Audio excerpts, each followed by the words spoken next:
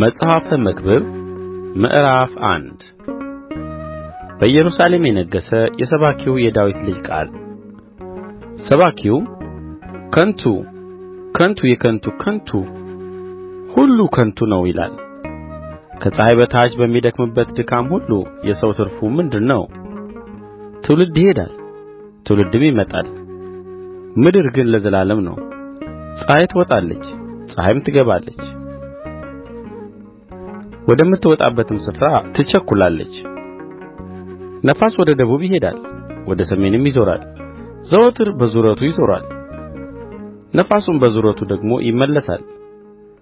ፈሳሽ ሁሉ ወደ ባሕር ይሄዳሉ ባሕሩ ግን አይሞላም። ፈሳሾች ወደሚሄዱበት ስፍራ እንደ ገና ወደዚያ ይመለሳሉ። ነገር ግን ሁሉ ያደክማል፣ ሰው ይናገረው ዘንድ አይችልም።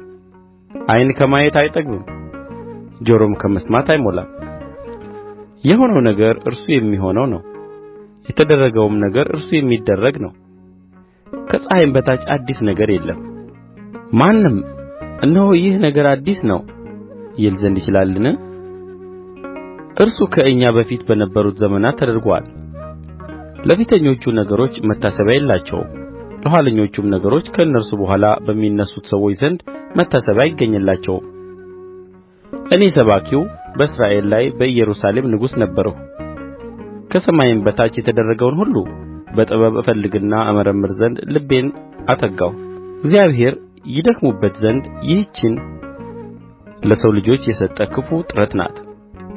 ከፀሐይ በታች የተሠራውን ሥራ ሁሉ አየሁ፣ እነሆም ሁሉ ከንቱ ነው፣ ነፋስንም እንደ መከተል ነው። ጠማማ ይቀና ዘንድ አይችልም፣ ጐደሎም ይቈጠር ዘንድ አይችልም።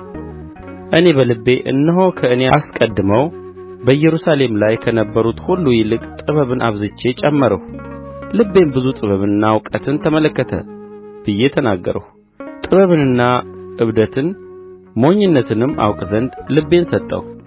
ይህም ደግሞ ነፋስን እንደ መከተል እንደ ሆነ አስተዋልሁ። በጥበብ መብዛት ትካዜ ይበዛልና እውቀትንም የሚጨምር ኀዘንን ይጨምራልና። መጽሐፈ መክብብ ምዕራፍ 2 እኔ በልቤ ና በደስታም እፈትንሃለሁ፣ መልካምንም ቅመስ አልሁ። ይህም ደግሞ እነሆ ከንቱ ነበረ። ሳቅን ዕብድ ነህ ደስታንም ምን ታደርጋለህ አልሁት። የሰው ልጆች በሕይወታቸው ዘመን ሁሉ ከፀሐይ በታች ሊሠሩት መልካም ነገር ምን እንደ ሆነ እስካይ ድረስ ልቤ በጥበብ እየመራኝ ሰውነቴን በወይን ጠጅ ደስ ለማሰኘት ስንፍናንም ለመያዝ በልቤ መረመርሁ። ትልቅ ሥራን ሠራሁ፣ ቤቶችንም አደረግሁ፣ ወይንም ተከልሁ፣ አትክልትንና ገነትን አደረግሁ፣ ልዩ ልዩ ፍሬ ያለባቸውንም ዛፎች ተከልሁባቸው። በዱር የተተከሉትን ዛፎች አጠጣበት ዘንድ የውኃ ማጠራቀሚያ አደረግሁ። ወንዶችና ሴቶችን ባሪያዎች ገዛሁ፣ የቤት ውልድ ባሪያዎችም ነበሩኝ። ከእኔ አስቀድመው በኢየሩሳሌም ከነበሩት ሁሉ ይልቅ ብዙ ከብቶችና መንጋዎች ነበሩኝ። ብርንና ወርቅን የከበረውንም የነገሥታትና የአውራጆችን መዝገብ ሰበሰብሁ። አዝማሪዎችንና አርሆዎችን የሰዎች ልጆችንም ተድላ እጅግ የበዙ ሴቶችንም አከማቸሁ። ታላቅም ሆንሁ፣ ከእኔም አስቀድመው በኢየሩሳሌም ከነበሩት ሁሉ ይልቅ ከበርሁ። ደግሞም ጥበቤ ከእኔ ጋር ጸንታ ቀረች፣ ዓይኖቼንም ከፈለግሁት ሁሉ አልከለከልኋቸውም።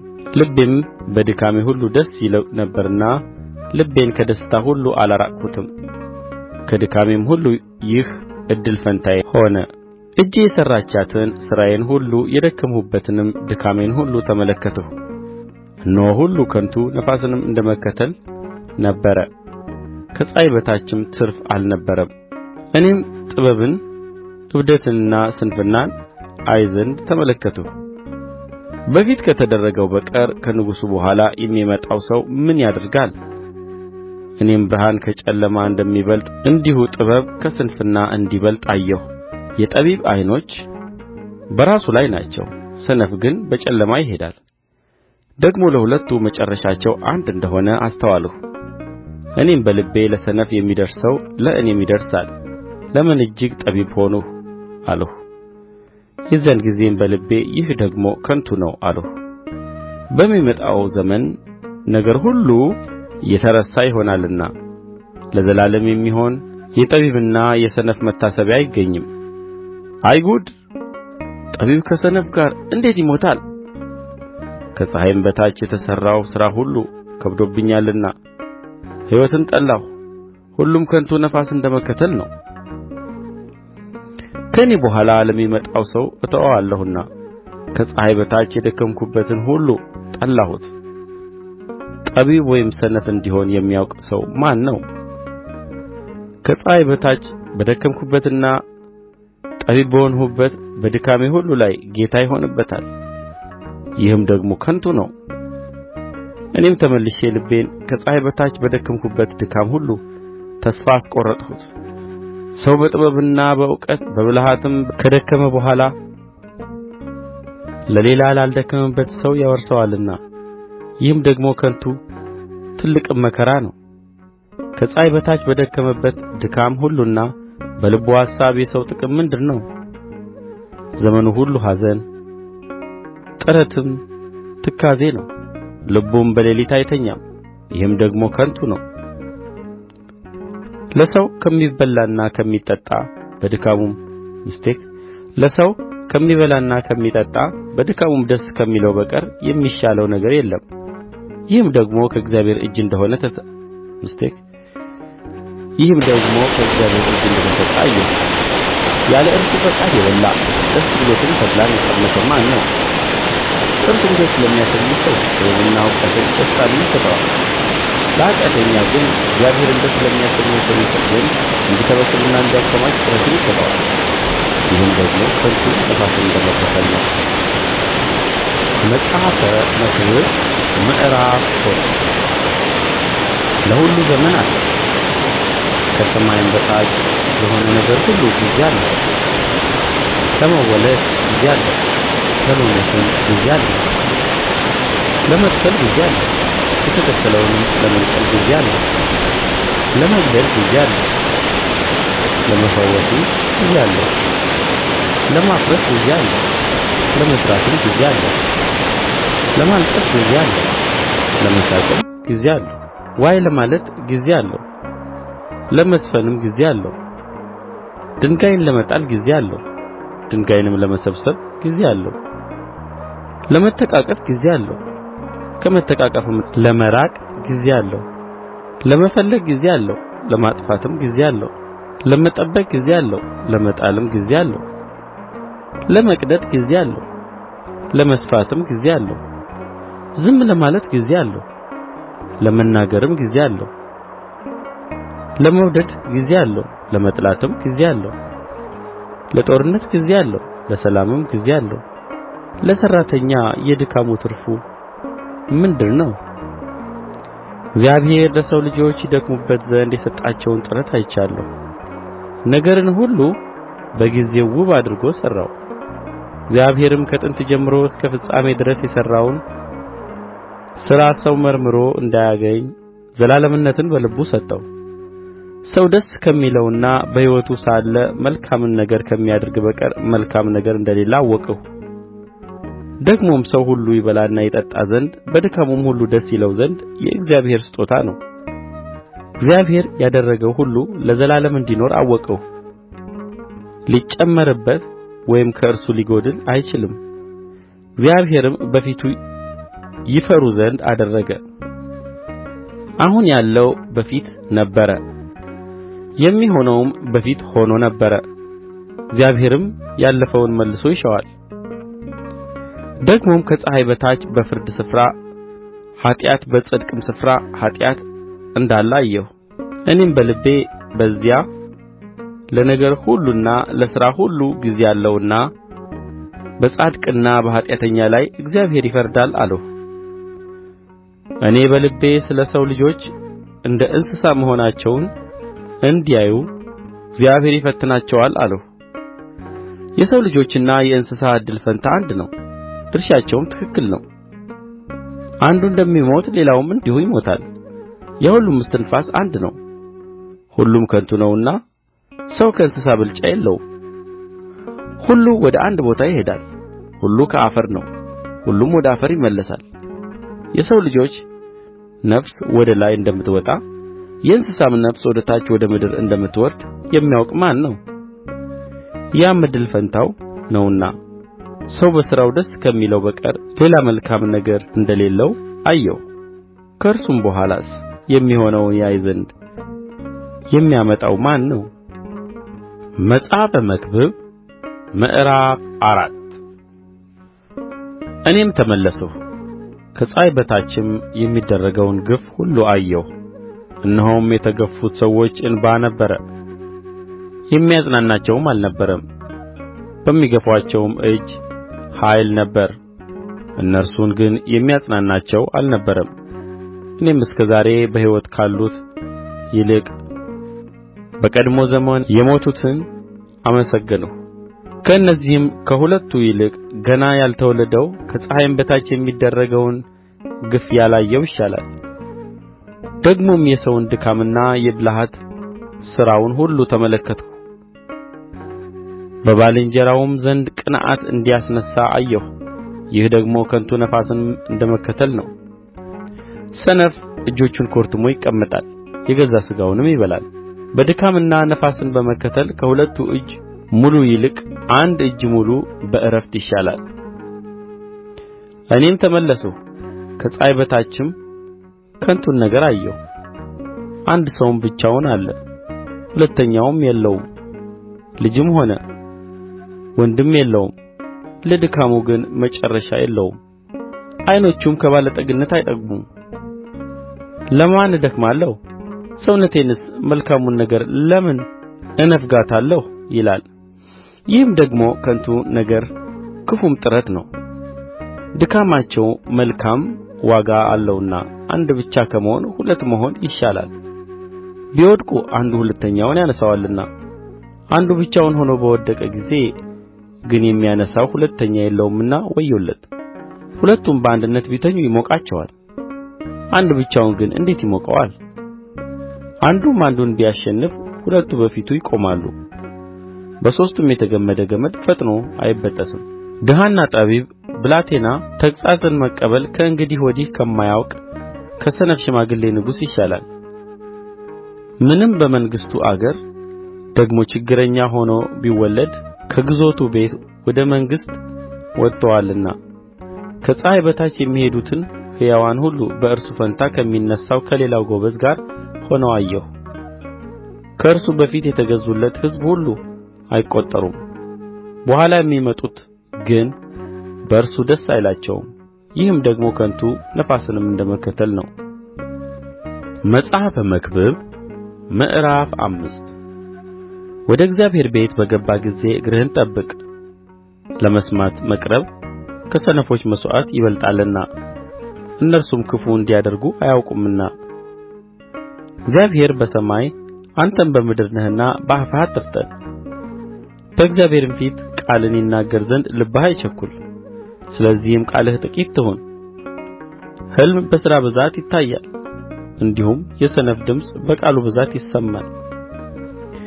ሰነፎች ደስ አያሰኙትምና ለእግዚአብሔር ስእለት በተሳልህ ጊዜ ትፈጽመው ዘንድ አትዘግይ። የተሳልኸውን ፈጽመው። ተስለህ የማትፈጽም ብትሆን ባትሳል ይሻላል። ሥጋህን በኃጢአት እንዳያስተው ለአፍህ ሓርነት አትስጥ። በመልአክም ፊት ስሕተት ነበረ አትበል። እግዚአብሔር በቃልህ ይቈጣ ዘንድ የእጅህንም ሥራ ያጠፋ ዘንድ ስለ ምን ትሻለህ? ብዙ ሕልም ባለበት ዘንድ እንዲሁም ደግሞ ብዙ ቃል ባለበት ስፍራ በዚያ ብዙ ከንቱ ነገር አለ። አንተ ግን እግዚአብሔርን ፍራ። ከፍ ካለው በላይ ከፍ ያለ ይመለከታልና ከእነርሱም በላይ ደግሞ ሌሎች ከፍ ይላሉና። በአገሩ ድሆች ሲገፉ ፍርድና ጽድቅም ሲነጠቅ ባየህ ጊዜ በዚህ ነገር አታድንቅ። በጠቅላላው ግን የአገሩ ጥቅም እርሻን የሚወድድ ንጉሥ ቢኖር ነው። ብርን የሚወድድ ሰው ብርን አይጠግብም፣ ባለጠግነትንም የሚወድድ ትርፉን አይጠግብም። ይህም ደግሞ ከንቱ ነው። ሀብት ሲበዛ የሚበሉት ይበዛሉ። ሀብቱን በዓይኑ ብቻ ከማየት በቀር ለባለቤቱ ምን ይጠቅመዋል? እጅግ ወይም ጥቂት ቢበላ የሠራተኛ እንቅልፉ ጣፋጭ ነው። የባለጠጋ ጥጋብ ግን እንቅልፉን ይከለክለዋል። ከፀሐይ በታች የሚያሳዝን ክፉ ነገር አየሁ። ለመከራው በባለቤቱ ዘንድ የተቈጠበች ባለጠግነት ናት። ያችም ባለጠግነት በክፉ ነገር ትጠፋለች። ልጅንም ቢወልድ በእጁ ምንም የለውም። ከእናቱ ሆድ ራቁቱን እንደ ወጣ እንዲሁ እንደ መጣው ይመለሳል። ከጥረቱም በእጁ ሊወስድ የሚችለውን ምንም አያገኝም። ይህም ደግሞ የሚያሳዝን ክፉ ነገር ነው። እንደ መጣ እንዲሁ ይሄዳል። ድካሙም ለነፋስ ከሆነ ጥቅሙ ምንድር ነው? ዘመኑን ሁሉ በጨለማ በኀዘን በብስጭት በደዌና በቍጣ ነው። እነሆ እኔ ያየሁት መልካምና የተዋበ ነገር ሰው እግዚአብሔር በሰጠው በሕይወቱ ዘመን ሁሉ ይበላና ይጠጣ ዘንድ ከፀሐይ በታች በሚደክምበት ድካም ሁሉ ደስ ይለው ዘንድ ነው። ይህ ዕድል ፈንታው ነውና እግዚአብሔር ለሰው ሁሉ ባለጠግነትንና ሀብትን መስጠቱ ከእርስዋም ይበላና ዕድል ፈንታውን ይወስድ ዘንድ በድካሙም ደስ ይለው ዘንድ ማሠልጠኑ ይህ የእግዚአብሔር ስጦታ ነው። እግዚአብሔር በልቡ ደስታን ስለ ሰጠው እርሱ የሕይወቱን ዘመን እጅግ አያስብም። መጽሐፈ መክብብ ምዕራፍ 6 ከፀሐይ በታች ያየሁት ክፉ ነገር አለ። እርሱም በሰው ላይ እጅግ የከበደ ነው። እግዚአብሔር ለሰው ሀብትንና ጥሪትን ክብርንም ሰጠው። ከወደደውም ሁሉ ለነፍሱ አላጐደለውም። ነገር ግን ሌላ ሰው ይበላዋል እንጂ ከእርሱ ይበላ ዘንድ እግዚአብሔር አላሠለጠነውም። ይህም ከንቱና ክፉ ደዌ ነው። ሰው 100 ልጆች ቢወልድ እጅግ ዘመንም በሕይወት ቢኖር ዕድሜውም እጅግ ዓመት ቢሆን ነፍሱም መልካምን ባትጠግብ መቃብርንም ባያገኝ እኔ ስለ እርሱ ከእርሱ ይልቅ ጭንጋፍ ይሻላል አልሁ። በከንቱ መጥቶአል፣ በጨለማም ይሄዳል፣ ስሙም በጨለማ ይሸፈናል። ደግሞም ፀሐይን አላየውም አላወቀውምም። ለዚህም ከዚያ ይልቅ ዕረፍት አለው። 1000 ዓመት 2 ጊዜ በሕይወት ቢኖር መልካምንም ባያይ ሁሉ ወደ አንድ ስፍራ የሚሄድ አይደለምን? የሰው ድካም ሁሉ ለአፉ ነው፣ ነፍሱ ግን አትጠግብም። ከሰነፍ ይልቅ ለጥበበኛ ጥቅም ምንድር ነው? በሕያዋን ፊትስ መሄድ ለሚያውቅ ለድሀ ጥቅሙ ምንድር ነው? በዓይን ማየት በነፍስ ከመቅበዝበዝ ይሻላል። ይህም ደግሞ ከንቱ ነፋስን እንደ መከተል ነው። የሆነው ስሙ አስቀድሞ ተጠራ፣ ሰውም እንደ ሆነ ታወቀ። ከእርሱ ከሚበረታው ጋር ይፋረድ ዘንድ አይችልም። ከንቱን የሚያበዛ ብዙ ነገር አለና ለሰው ጥቅሙ ምንድር ነው? ሰው በከንቱ ወራቱ ቍጥርና እንደ ጥላ በሚያሳልፈው ዘመኑ በሕይወቱ ሳለ ለሰው የሚሻለውን የሚያውቅ ማን ነው? ወይስ ለሰው ከፀሐይ በታች ከእርሱ በኋላ የሚሆነውን ማን ይነግረዋል? መጽሐፈ መክብብ ምዕራፍ 7 ከመልካም ሽቶ መልካም ስም ከመወለድ ቀንም የሞት ቀን ይሻላል። ወደ ግብዣ ቤት ከመሄድ ወደ ልቅሶ ቤት መሄድ ይሻላል። እርሱ የሰው ሁሉ ፍጻሜ ነውና ሕያውም የሆነ በልቡ ያኖረዋልና። ከሳቅ ኀዘን ይሻላል፣ ከፊት ኀዘን የተነሣ ልብ ደስ ይሰኛልና። የጠቢባን ልብ በልቅሶ ቤት ነው፣ የሰነፎች ልብ ግን በደስታ ቤት ነው። ሰው የሰነፎችን ዜማ ከሚሰማ ይልቅ የጠቢባንን ተግሣጽ መስማት ይሻለዋል።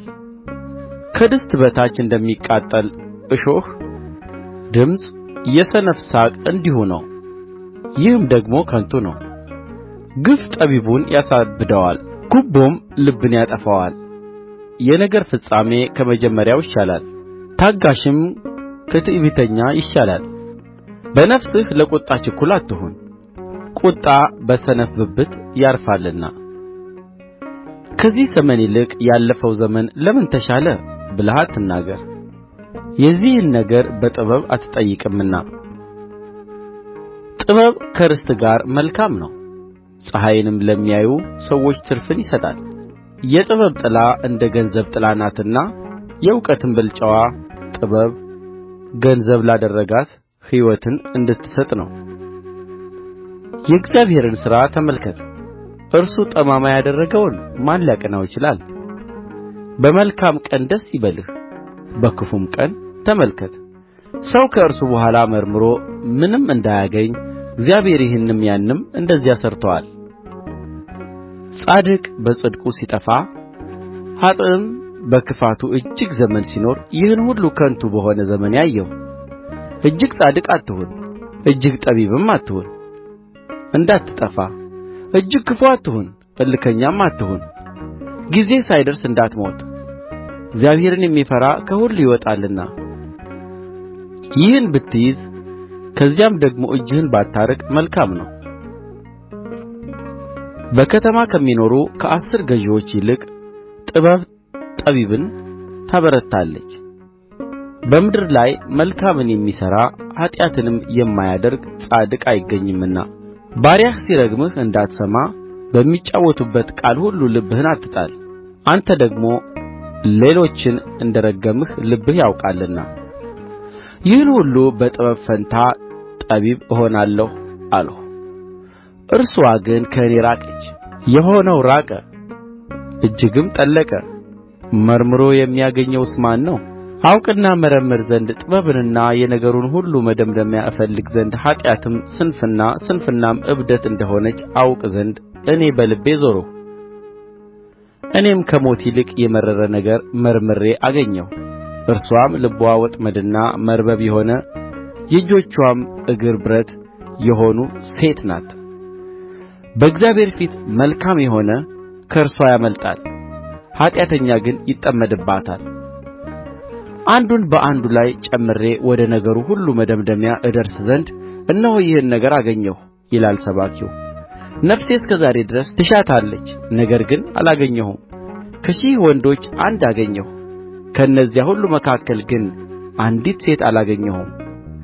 እግዚአብሔር ሰዎችን ቅኖች አድርጎ እንደ ሠራቸው እነሆ ይህን ብቻ አገኘሁ፣ እነርሱ ግን ብዙ ብልሃትን ፈለጉ። መጽሐፈ መክብብ ምዕራፍ 8 እንደ ጠቢብ የሆነ ሰው ማን ነው? ነገርንስ መተርጐም የሚያውቅ ማን ነው? የሰው ጥበብ ፊቱን ታበራለች፣ የፊቱንም ድፍረት ትለውጣለች። እኔ በእግዚአብሔር መሐላ ምክንያት የንጉሥን ትእዛዝ ጠብቅ እልሃለሁ። የወደደውን ሁሉ ያደርጋልና ከፊቱ ትወገድ ዘንድ አትቸኵል። ክፉንም በማድረግ አትጽና፣ የንጉሥ ቃል ኃይለኛ ነውና። ይህንስ ለምን ታደርጋለህ? ማን ይለዋል? ትእዛዝን የሚጠብቅ ክፉን ነገር አያውቅም። የጠቢብም ልብ ጊዜንና ፍርድን ያውቃል። የሰው መከራ በእርሱ ላይ እጅግ ስለ ሆነ ለነገር ሁሉ ጊዜና ፍርድ አለውና የሚሆነውንም አያውቅም። እንዴትስ እንደሚሆን የሚነግረው ማን ነው? መንፈስን ለማስቀረት በመንፈስ ላይ ሥልጣን ያለው ሰው የለም። በሞቱም ቀን ሥልጣን የለውም፣ በሰልፍም ስንብቻ የለም። ኃጢአትም ሠሪውን አያድነውም። ይህን ሁሉ አየሁ፣ ከፀሐይም በታች ወደ ተደረገው ሥራ ሁሉ ልቤን ሰጠሁ። ሰው ሰውን ለመጕዳት ገዢ የሚሆንበት ጊዜ አለ። እንዲሁም ኀጥኣን ተቀብረው አየሁ፣ ወደ ዕረፍትም ገቡ። ነገር ግን ቅን አድራጊዎች ከቅድስት ስፍራ ወጡ፣ በከተማይቱም ውስጥ ተረሱ። ይህም ደግሞ ከንቱ ነው። በክፉ ሥራ ላይ ፈጥኖ ፍርድ አይፈርድምና፣ ስለዚህ በሰው ልጆች ውስጥ ልባቸው ክፉን ለመሥራት ጠነከረ። ኃጢአተኛ 100 ጊዜ ክፉን ቢሠራ ዘመኑም ረጅም ቢሆን እግዚአብሔርን ለሚፈሩት በፊቱም ለሚፈሩት ደኅንነት እንዲሆን አውቃለሁ። ለኀጥእ ግን ደኅንነት የለውም፣ በእግዚአብሔርም ፊት አይፈራምና ዘመኑ እንደ ጥላ አትረዝምም። በምድር የሚደረግ ከንቱ ነገር አለ፣ በኀጥኣን የሚደረገው ሥራ የሚደርስባቸው ጻድቃን አሉ። ለጻድቃንም የሚደረገው ሥራ የሚደርስላቸው ኀጥኣን አሉ። ይህም ደግሞ ከንቱ ነው አልሁ። ከሚበላውና ከሚጠጣው ደስም ከሚለው በቀር ለሰው ከፀሐይ በታች ሌላ መልካም ነገር የለውምና እኔ ደስታን አመሰገንሁ። ከፀሐይም በታች በድካሙ እግዚአብሔር በሰጠው በሕይወቱ ዘመን ይህ ደስታው ከእርሱ ጋር ይኖራል። ጥበብን አውቅ ዘንድ በምድር የሚሆነውንም ድካም አይ ዘንድ ልቤን ሰጠሁ። በቀንና በሌሊት እንቅልፍን በዓይኑ የማያይ አለና ከፀሐይም በታች የተደረገውን ሥራ መርምሮ ያገኝ ዘንድ ለሰው እንዳይቻለው የእግዚአብሔርን ሥራ ሁሉ አየሁ። ሰውም ሊፈልግ እጅግ ቢደክም መርምሮ አያገኘውም። ደግሞ ጠቢብ ሰው ይህን አወቅሁ ቢል እርሱ ያገኘው ዘንድ አይችልም። መጽሐፈ መክብብ ምዕራፍ 9 ጻድቃንና ጠቢባን ሥራዎቻቸውም በእግዚአብሔር እጅ እንደሆኑ ይህን ሁሉ እመረምር ዘንድ በልቤ አኖርሁ። ፍቅር ወይም ጥል ቢሆን ሰው አያውቅም፣ ሁሉ ወደ ፊታቸው ነው። የጻድቁና የበደለኛው የመልካሙና የክፉው የንጹሑና የርኩሱ መሥዋዕትን የሚሠዋውና የማይሠዋው የሰው ሁሉ ድርሻው አንድ ነው። እንደ መልካሙ ሰው እንዲሁ ኃጢአተኛ፣ እንደ መሐለኛው ሰው እንዲሁ መሐላን የሚፈራው ነው። አንድ ድርሻ ሁሉን እንዲያገኝ ከፀሐይ በታች በተደረገው ሁሉ ይህ ነገር ክፉ ነው። ደግሞም የሰው ልጆች ልብ ክፋትን ትሞላለች፣ በሕይወታቸውም ሳሉ እብደት በልባቸው ነው። ከዚያም በኋላ ወደ ሙታን ይወርዳሉ። ያልሞተ ውሻ ከሞተ አንበሳ ይሻላልና ሰው ከሕያዋን ሁሉ ጋር በአንድነት ቢኖር ተስፋ አለው። ሕያዋን እንዲሞቱ ያውቃሉና ሙታን ግን አንዳች አያውቁም፣ መታሰቢያቸውም ተረስቶአልና ከዚያ በኋላ ዋጋ የላቸውም። ፍቅራቸውና ጥላቸው ቅንዓታቸውም በአንድነት ጠፍቶአል። ከፀሐይ በታችም በሚሠራው ነገር ለዘላለም እድል ፈንታ ከእንግዲህ ወዲህ የላቸውም። እግዚአብሔር ሥራህን ተቀብሎታልና ሂድ፣ እንጀራህን በደስታ ብላ፣ የወይን ጠጅህንም በተድላ ጠጣ። ሁልጊዜ ልብስህ ነጭ ይሁን፣ ቅባትም ከራስህ ላይ አይታጣ። በሕይወትህ አንተም ከፀሐይ በታች በምትደክምበት ድካም ይህ እድል ፈንታህ ነውና ከንቱ በሆነ በሕይወትህ ዘመን ሁሉ ከፀሐይ በታች በሰጠህ በከንቱ ዘመንህ ሁሉ ከምትወድዳት ሚስትህ ጋር ደስ ይበልህ። አንተ በምትሄድበት በሲኦል ሥራና አሳብ እውቀትና ጥበብ አይገኙምና እጅህ ለማድረግ የምታገኘውን ሁሉ እንደ ኃይልህ አድርግ። እኔም ተመለስሁ፣ ከፀሐይ በታችም ሩጫ ለፈጣኖች፣ ሰልፍም ለኃያላን፣ እንጀራም ለጠቢባን፣ ባለጠግነትም ለአስተዋዮች፣ ሞገስም ለአዋቂዎች እንዳልሆነ አየሁ። ጊዜና ዕድል ግን ሁሉን ያገናኛቸዋል። ሰውም ጊዜውን አያውቅም። በክፉ መረብ እንደ ተጠመዱ ዓሣዎች በወጥመድም እንደ ተያዙ ወፎች እንዲሁ የሰው ልጆች በክፉ ጊዜ በድንገት ሲወድቅባቸው ይጠመዳሉ። ከፀሐይ በታችም ይህን ጥበብ አየሁ፣ እርስዋም በእኔ ዘንድ ታላቅ መሰለችኝ። ታናሽ ከተማ ነበረች፣ ጥቂቶች ሰዎችም ነበሩባት። ታላቅ ንጉሥም መጣባት፣ ከበባትም፣ ታላቅ ግንብንም ሠራባት።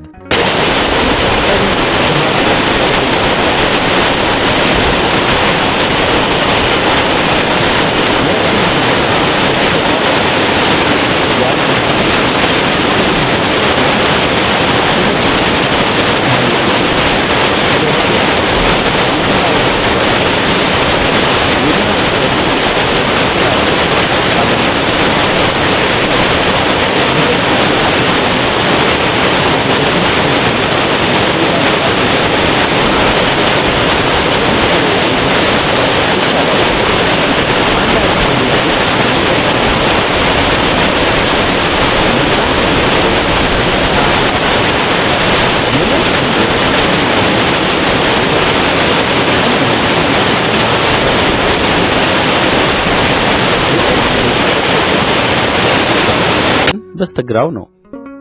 ደግሞም ሰነፍ በመንገድ ሲመላለስ እርሱ ልብ ይጐድለዋል፣ የሚያስበውም ሁሉ ስንፍና ነው። ትዕግሥት ታላቁን ኃጢአት ጸጥ ያደርጋልና የገዢ ቍጣ የተነሣብህ እንደ ሆነ ስፍራህን አትልቀቅ። ከፀሐይ በታች ያየሁት ክፉ ነገር አለ፣ እርሱም ከገዢ የሚወጣ ስሕተት ነው። ሰነፍ በታላቅ ማዕርግ ተሾመ፣ ባለጠጎች ግን በተዋረደ ስፍራ ተቀመጡ። ባሪያዎች በፈረስ ላይ ሲቀመጡ መሳፍንትም እንደ ባሪያዎች በምድር ላይ ሲሄዱ አየሁ። ጕድጓድን የሚምስ ይወድቅበታል፣ ቅጥርንም የሚያፈርስን እባብ ትነድፈዋለች። ድንጋይን የሚፈነቅል ይታመምበታል፣ እንጨትንም የሚፈልጥ ይጐዳበታል። ብረት ቢደነዝዝ ሰውም ባይስለው ኃይልን ሊያበዛ ይገባዋል። ጥበብ ግን ሥራውን ለማከናወን ትጠቅመዋለች። ደጋሚ ሳይደግምባት እባብ ብትነድፍ ለደጋሚው ትርፍ የለውም። የጠቢብ ሰው የአፉ ቃል ሞገስ ናት፣ የሰነፍ ከንፈሮች ግን ራሱን ይውጡታል። የአፉ ቃል መጀመሪያ ስንፍና ነው፣ የንግግሩም ፍጻሜ ክፉ እብደት ነው። ሰነፍ ቃሉን ያበዛል፣ ሰው ግን የሚሆነውን አያውቅም። ከእርሱስ በኋላ የሚሆነውን ማን ይነግረዋል? የሰነፍ ሥራ ያደክመዋል፣ ወደ ከተማ መሄድ አያውቅምና። ንጉሥሽ ሕፃን የሆነ መኳንንቶችሽም ማልደው የሚበሉ አንቺ አገር ሆይ ወዮልሽ! ንጉሥሽ የከበረ ልጅ የሆነ ለብርታት እንጂ ለስካር ያይደለ በጊዜ የሚበሉ መኳንንት ያሉሽ አንቺ አገር ሆይ የተመሰገንሽ ነሽ። ተግባር በመፍታት ጣራው ይዘብጣል፣ በእጅም መታከት ቤት ያፈስሳል። እንጀራን ለሳቅ የወይን ጠጅንም ለሕይወት ደስታ ያደርጉታል። ሁሉም ለገንዘብ ይገዛል፣ የሰማይ ወፍ ቃሉን ይወስደዋልና ባለ ክንፎችም ነገሩን ይናገራሉና። በልብህ አሳብ እንኳ ቢሆን ንጉሥን አትስደብ፣ በመኝታ ቤትህም ባለጠጋን አትስደብ። መጽሐፈ መክብብ ምዕራፍ 11 እንጀራህን በውኃ ፊት ላይ ጣለው፣ ከብዙ ቀን በኋላ ታገኘዋለህና። ለሰባት ደግሞም ለስምንት እድል ፈንታን ክፈል። በምድር ላይ የሚሆነውን ክፉ ነገር ምን እንደ ሆነ አታውቅምና። ደመናት ዝናብ በሞሉ ጊዜ በምድር ላይ ያፈስሱታል። ዛፍም ወደ ደቡብ ወይም ወደ ሰሜን ቢወድቅ ዛፉ በወደቀበት ስፍራ በዚያ ይኖራል። ነፋስን የሚጠባበቅ አይዘራም፣ ደመናትንም የሚመለከት አያጭድም። የነፋስ መንገድ እንዴት እንደ ሆነች አጥንትም በእርጉዝ ሆድ እንዴት እንድትዋደድ እንደማታውቅ እንዲሁም ሁሉን የሚሠራውን የእግዚአብሔርን ሥራ አታውቅም። ወይም ይህ ወይም ያ ማናቸው እንዲበቅል ወይም ሁለቱ መልካም እንዲሆኑ አታውቅምና በማለዳ ዘርህን ዝራ፣ በማታም እጅህን አትተው። ብርሃን ጣፋጭ ነው፣ ፀሐይንም ማየት ለዓይን መልካም ነው። ሰው ብዙ ዘመን በሕይወት ቢኖር በሁሉም ደስ ይበለው። ሆኖም የጨለማውን ዘመን ያስብ፣ ብዙ ቀን ይሆናልና የሚመጣው ነገር ሁሉ ከንቱ ነው። አንተ ጎበዝ በጕብዝናህ ደስ ይበልህ፣ በጕብዝናህም ወራት ልብህን ደስ ይበለው። በልብህም መንገድ ዓይኖችህም በሚያዩት ሂድ። ዳሩ ግን ስለዚህ ነገር ሁሉ እግዚአብሔር ወደ ፍርድ እንዲያመጣህ እወቅ።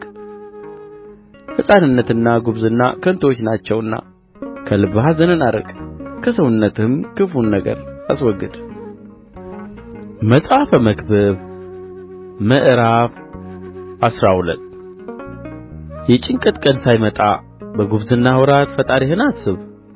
ደስ አያሰኙም የምትላቸው ዓመታት ሳይደርሱ ፀሐይና ብርሃን ጨረቃና ከዋክብትም ሳይጨልሙ ደመናትም ከዝናብ በኋላ ሳይመለሱ ቤት ጠባቆች በሚንቀጠቀጡበት ኃያላን ሰዎችም በሚጐብጡበት ጥቂቶች ሆነዋልና ፈጭታዎች ሥራ በሚፈቱበት በመስኮትም ሆነው የሚመለከቱ በሚጨልሙበት በአደባባይም ደጆች በሚዘጉበት ቀን የወፍጮ ድምፅ ሲላሽ ከወፍ ድምፅ የተነሣ ሰው ሲነሣ ዜማም የሚጮኹ ሴቶች ልጆች ሁሉ ዝግ ሲሉ ከፍ ያለውን ደግሞ ሲፈሩ ድንጋጤም በመንገድ ላይ ሲሆን ለውዝም ሲያብብ አንበጣም እንደ ሸክም ሲከብድ ፈቃድም ሲጠፋ ሰው ወደ ዘላለም ቤት ሲሄድ አልቃሾችም በአደባባይ ሲዞሩ የብር ድሪ ሳይበጠስ የወርቅም ኵስኵስት ሳይሰበር ማድጋውም በምንጭ አጠገብ ሳይከሰከስ መንኰራኵሩም በጕድጓድ ላይ ሳይሰበር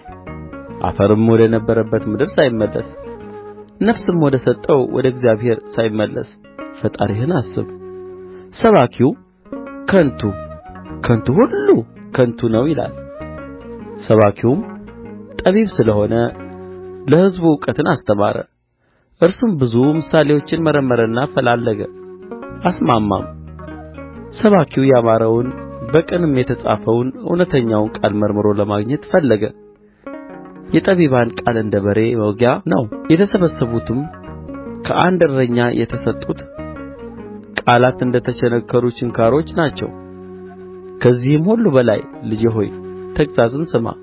ብዙ መጻሕፍትን ማድረግ ፍጻሜ የለውም፣ እጅግም ምርምር ሰውነትን ያደክማል። የነገሩን ሁሉ ፍጻሜ እንስማ፣ ይህ የሰው ሁለንተናው ነውና። እግዚአብሔርን ፍራ፣ ትእዛዙንም ጠብቅ።